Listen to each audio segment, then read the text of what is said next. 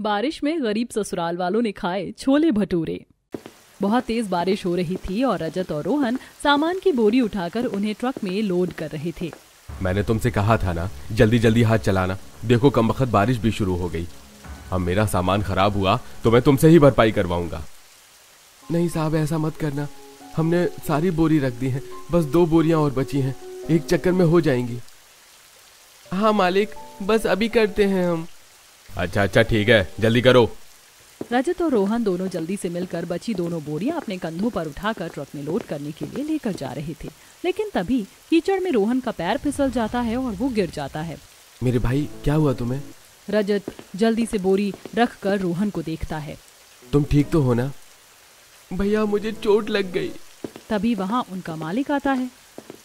हे भगवान, ये क्या हो गया? हाँ मालिक, मेरे भाई को चोट लग गई। अरे मेरी बोरी से सारी सब्जियां बाहर गिरकर खराब हो गई। क्या तुमसे एक काम भी ढंग से नहीं होता? मैं इसी बात के पैसे देता हूँ क्या तुम्हें? माफ करना मालिक, लेकिन मेरा पैर फिसल गया था, इसलिए ऐसा हुआ। अब मैं तुम्हें तुम्हारे पैसे नहीं दूंगा। तुमने मेरा बहुत बड़ा नुकसान किया है। ऐसा मत कीजिए मालिक, हम सुबह से इतनी मेहनत से इतनी सारी बोरियां ढो रहे हैं, आप हमारे पैसे मत काटिए। क्यों ना काटूं? मुझे नुकसान हुआ है तो पैसे तो काटूंगा ही। 1 रुपया तक नहीं दूंगा आज तुम्हें। ऐसा मत कीजिए, घर पर बच्चे भूखे हैं, हमें उन्हें भी खाना खिलाना है। रोज की दिहाड़ी से ही हमारे घर का चूल्हा जलता है। रजत और रोहन के बार बार विनती करने के बाद भी महेंद्र नहीं मानता और आखिर में उन्हें केवल 100 रुपए ही देता है। पैसे लेकर बारिश में दोनों बड़ी मुश्किल से घर की तरफ जा रहे थे। गिरने की वजह से रोहन के पैर में चोट लगी थी और वह लंगड़ा कर चल रहा था। तुझे तो बहुत चोट लगी है, चल डॉक्टर के पास चलते हैं। अरे नहीं भैया, मामूली सी चोट है, इसमें भला डॉक्टर के पास जाने की क्या जरूरत? जरूरत क्यों नहीं है? देख कितना खून बह रहा है। नहीं भैया, डॉक्टर के बिना वजह पैसे ले लेगा। हमारे पास इतने पैसे नहीं है, हमें राशन भी लेना है। आप घर चलिए, मैं घर जाकर इस पर कुछ लगा लूंगा। लेकिन मेरे भाई। कोई बात नहीं भैया, मैं बिल्कुल ठीक हूँ। रोहन रजत की बात को बीच में काटते हुए कहता है और उसे डॉक्टर के पास ले जाने से मना कर देता है। वहीं दूसरी तरफ, हे भगवान, आज फिर से घर में पानी भर गया है। पहले ही छत कम टपक रही थी, जो ऊपर से पानी भी भर गया। हाँ बिल्कुल सही कहा, पूरे घर में पानी भर गया है। तो सही है ना दादी, हमारे घर में भी स्विमिंग पूल बन गया। हाँ, हम इसमें तैरेंगे। चुप करो, कुछ भी बोलते हो। इतना गंदा पानी घर में घुस रहा है और इन्हें मस्ती की पड़ी है। ये तो बच्चे हैं, इन्हें क्या ही पता। अब हमें पानी निकालना होगा। चलो बच्चों, तुम भी हमारी मदद करो। सभी बाल्टी की मदद से घर से बाहर पानी निकालने लगते हैं। बारिश में उन्हें बहुत परेशानी होती थी। वहीं दूसरी तरफ रजत और रोहन भी राशन लेकर घर वापस आ जाते हैं। रोहन को लगी चोट देखकर सभी घबरा जाते हैं। अरे बेटा, क्या हुआ? इतनी चोट कैसे लग गई तुझे? माँ, रोहन का पैर फिसल गया और वो गिर गया, इसलिए उसे इतनी चोट लग गई। तो भैया, आप डॉक्टर के पास क्यों नहीं गए? मैंने इसे बहुत बोला, लेकिन इसने मेरी बात नहीं मानी। क्यों? माँ, पहले ही हमारे मालिक ने आज हमारी पगार काट ली। ऊपर से जो पैसे हमें मिले वो भी मैं डॉक्टर को दे देता तो घर में राशन तो खत्म हो गया था ना। इसलिए मैं डॉक्टर के पास नहीं गया और हम थोड़ा राशन ले आए। हे भगवान, कितने मजबूर हैं हम। डॉक्टर के पास जाने के लिए भी पैसे नहीं है और ना ही पेट भर खाने के लिए। क्या होगा हमारा? कोई बात नहीं माँ, तुम चिंता मत करो। तब रजत जल्दी से रोहन को पलंग पर बैठाता है और पहले उसकी चोट साफ करता है और थोड़ा डेटॉल लगाने के बाद। डेटॉल से इसमें इन्फेक्शन नहीं बढ़ेगा। मैं हल्दी का पेस्ट लगा देती हूँ, उससे आराम होगा। रोहन की चोट का इलाज करने के बाद रिया सबके लिए खाना बनाती है और सबको परोसती है। क्या माँ, आज सिर्फ खाने में चावल ही है? माँ, हम सूखे चावल कैसे खाएं? हाँ बेटा, सूखे चावल तो गले से नीचे उतरते ही नहीं है। आज हम सिर्फ चावल ला पाए, कोई बात नहीं, हम कल थोड़ी सब्जी भी ले आएंगे। अजी, आप भी कितने नखरे कर रहे हैं। बच्चों का तो फिर भी समझ में आता है। अब जो मिला है वो खा लीजिए। आज पहले ही बच्चों को काम पर कितनी परेशानी हुई है। हाँ, मैं तो बस ऐसे ही कह रहा था, मुझे कोई परेशानी नहीं। सूखे चावल भी अच्छे होते हैं। चलो बच्चों, अब खाना शुरू करो। इस तरह उन्हें बड़ी परेशानी होती थी। दिन गुजर रहे थे और उसके साथ बारिश का मौसम भी अपना कहर बरसा रहा था। वहीं रजत और रोहन को भी काम करने में बड़ी परेशानी होती थी। एक दिन बच्चे घर के आंगन में खेल रहे थे, तब उनके पास मोनू आता है। और बताओ, तुमने आज क्या खाया? आज हमने दाल चावल खाए थे। मैं जब भी तुमसे पूछता हूँ तब तुम हमेशा दाल चावल का ही नाम लेती हो। क्या तुम्हारे घर पर सिर्फ यही बनता है? क्या तुम कभी कुछ और नहीं खाती? बनता है ना, हमारे घर भी अलग खाना बनता है। हमारे घर रोटी सब्जी भी बनती है। पिंकी की मासूमियत भरी इस बात को सुनकर मोनू फिर से हंसने लगता है। अरे यार, दुनिया में सिर्फ यही खाना नहीं होता, बहुत तरह के खाने होते हैं, जैसे पानी पूरी, नान और भी। अच्छा, तो तुमने आज क्या अलग खाया? मैंने तो आज छोले भटूरे खाए हैं। क्या कहा? छोले भटूरे? अरे भटूरे नहीं, भटूरे होते हैं, भटूरे। भटूरे? हाँ भाई, हाँ भटूरे। ये क्या होता है? मैंने तो आज से पहले कभी इनका नाम भी नहीं सुना। क्या कहा तुमने? कभी भटूरे नहीं खाए? नहीं, मैंने कभी भटूरे नहीं खाए। कैसे होते हैं ये? अरे बहुत टेस्टी होते हैं, इन्हें खाकर तो मजा आ जाता है। इनके जितना टेस्टी खाना कुछ नहीं होता। तुम भी कभी खाकर देखना, मजा ही आ जाएगा। इतना कहकर मोनू वहाँ से चला जाता है और छोले भटूरों का नाम सुनकर पिंकी और चिंटू के मुंह में पानी आ जाता है। पिंकी, मुझे भी छोले भटूरे खाने हैं। हाँ, मुझे भी खाने। चलो हम भी मम्मी को जाकर बोलते हैं। दोनों बच्चे दौड़ते हुए घर के अंदर जाते हैं। अरे अरे, ऐसे कीचड़ के हाथ पैर लेकर दौड़े कहाँ रहे हो? जाओ पहले हाथ पैर धो लो, बारिश के मौसम में भी बड़ी दिक्कत है। दादी, हम हाथ पैर बाद में धोएंगे, पहले आप हमारी बात सुनिए, हमें बहुत जरूरी बात बतानी है। अच्छा, ऐसी क्या जरूरी बात है? बताओ बच्चों। बुआ, क्या आपने कभी छोले भटूरे खाए हैं? क्या छोले भटूरे? अचानक से तुम्हें छोले भटूरे कहाँ से याद आ गए? मैंने भी कभी बहुत पहले खाए थे, मुझे तो उनकी याद ही दिला दी तुमने। तब वो कैसे होते हैं छोले भटूरे? आपने हमें नहीं खिलाया, अकेला अकेला खा लिया। बड़े स्वादिष्ट होते हैं। और जब मैंने छोले भटूरे खाए थे तब तुम बहुत छोटे थे, तुम खाना नहीं खा सकते थे। तो अब हमें भी छोले भटूरे खाने, आप हमें भी खिला दीजिए। अब तो हम सब खा सकते हैं। हाँ, हमें भी छोले भटूरे खाने, मेरा बहुत मन है। अरे, अचानक से तुमने छोले भटूरे की जिद कहाँ से पकड़ ली? मोनू ने हमें बताया कि उसकी मम्मी ने आज उसके लिए छोले भटूरे बनाए थे, तो आप भी हमारे लिए छोले भटूरे बना दीजिए। मैं अभी नहीं बना सकती, हमारे पास उतने पैसे नहीं है और ना ही उसका कोई सामान। कोई बात नहीं, आप बाजार से ले आइए, लेकिन हमारे लिए छोले भटूरे बनाइए। हमें भी देखना है छोले भटूरे कैसे होते हैं। हमने तो कभी उन्हें देखा भी नहीं, हमें तो पता भी नहीं कि वो कैसे होते हैं। अच्छा ठीक है, बस करो, मैं बाद में तुम्हारे लिए बना दूंगी। तब तो दोनों बच्चे मान जाते हैं, लेकिन अगले दिन फिर से दोनों छोले भटूरे खाने की जिद करने लगते हैं। मुझे नहीं पता, मुझे छोले भटूरे खाने हैं। मैंने कहा ना, अभी मेरे पास पैसे नहीं हैं।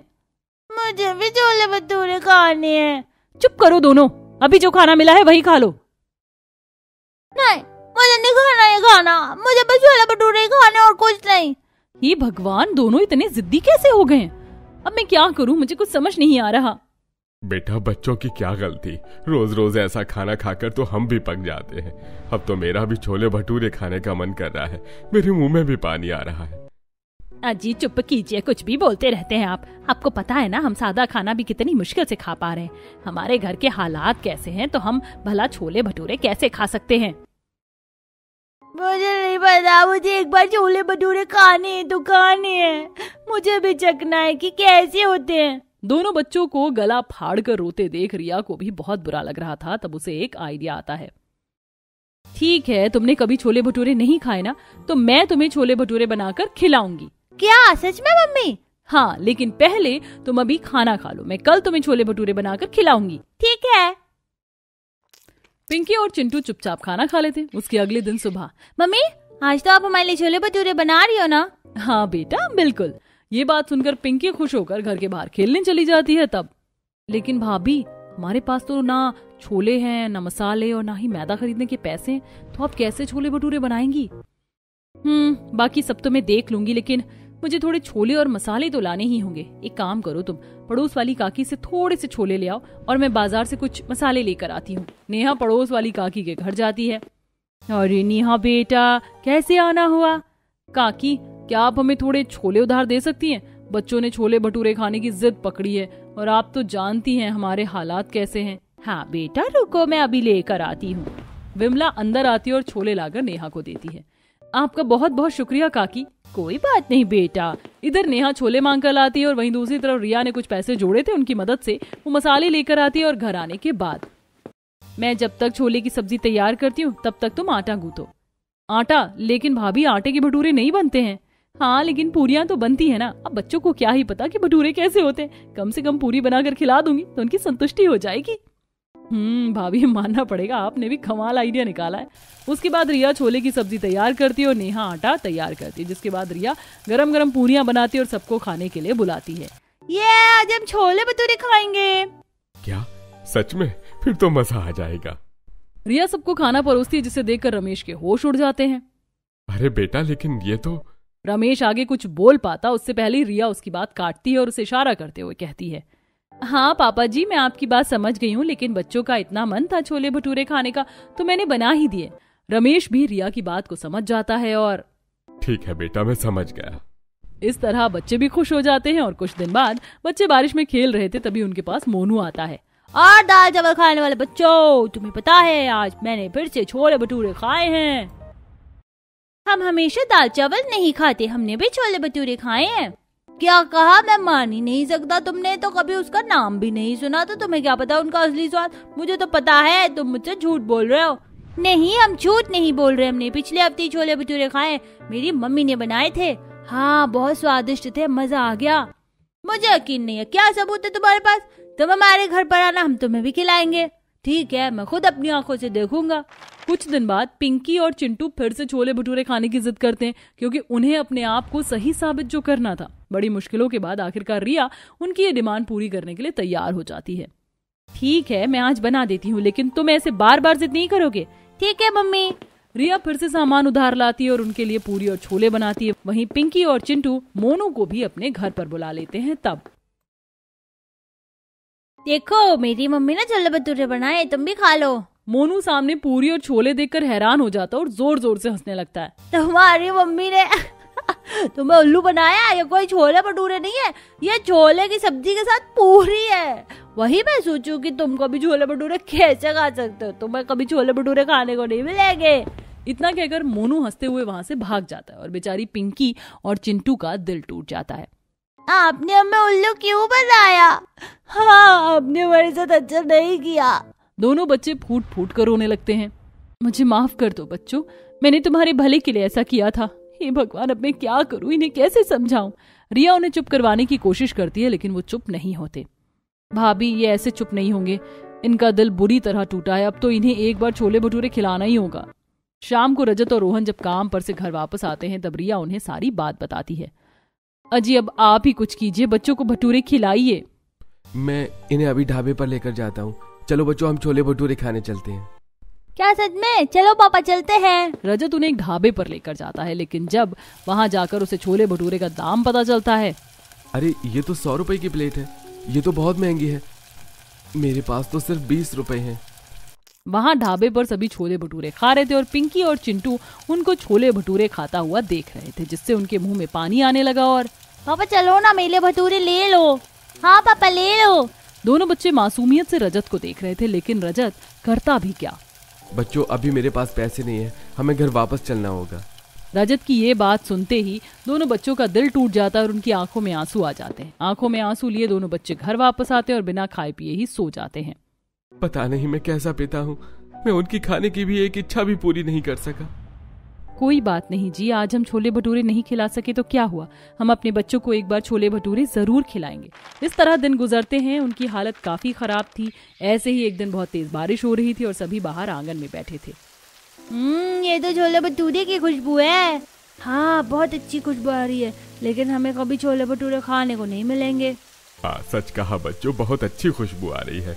मेरा भी छोले भटूरे खाने का बहुत मन कर रहा है। मेरे मुंह में तो पानी आ गया।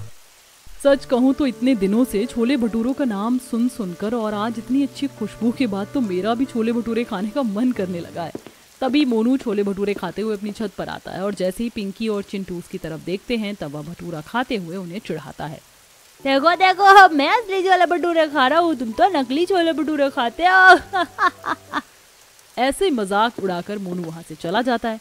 लगता है हमें कभी छोले भटूरे खाने को नहीं मिलेंगे। सही कहा, क्या हम कभी असली छोले भटूरे खा पाएंगे? दोनों बच्चों को उदास देख रिया का कलेजा कांप जाता है। अगले दिन रजत खुश होकर आता है। चलो बच्चों, आज मैं तुम्हें सच में छोले भटूरे खिलाऊंगा। नहीं, हमें कहीं नहीं जाना। उस दिन भी हमने दूसरों को खाते हुए देखा तो खुद नहीं खा पाए थे। हाँ, उस दिन भी आपने हमें उल्लू बनाया था। नहीं बच्चों, मुझे पता चला है थोड़ी दूरी पर यहाँ एक साप्ताहिक बाजार लगता है जहाँ पर सस्ते छोले भटूरे मिलते हैं। मैं तुम्हें आज जरूर खिलाऊंगा। रजत दोनों बच्चों को मनाकर बुधवार को लगे साप्ताहिक बाजार में ले जाता है। वहाँ 20 रुपए की एक छोले भटूरे की प्लेट मिल रही थी। भैया 1 प्लेट छोले भटूरे देना। ठीक है, अभी देता हूँ। उससे छोले भटूरे लेने के बाद रजत पिंकी और चिंटू को छोले भटूरे खिलाता है। छोले भटूरे खाकर दोनों बच्चे बहुत खुश हो जाते हैं। ये तो बहुत स्वादिष्ट है, सच में मजा ही आ गया।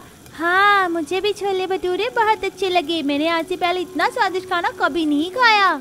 हाँ बेटा खाओ, जी भर कर खाओ। दोनों बच्चों को इतनी खुशी से छोले भटूरे खाता देख रजत को भी बहुत खुशी होती है। उसके बाद तीनों घर वापस आ जाते हैं। आज तो मजा ही आ गया। हाँ, मुझे भी बहुत अच्छा लगा। दोनों बच्चों को खुश देखकर सभी बहुत खुश थे, लेकिन काश हमें भी छोले भटूरे खाने को मिल जाते। हाँ, मेरा भी छोले भटूरे खाने का बहुत मन है। उनकी ये बात सुनकर रिया को कुछ सूझता है और वो अगले ही दिन बारिश में भीगती हुई एक ढाबे में काम ढूंढती है और उसे बर्तन साफ करने का काम मिल जाता है। काफी दिनों की मेहनत के बाद जब उसे अपनी पगार मिलती है तो वह उससे छोले भटूरे बनाने का सामान लेकर आती है।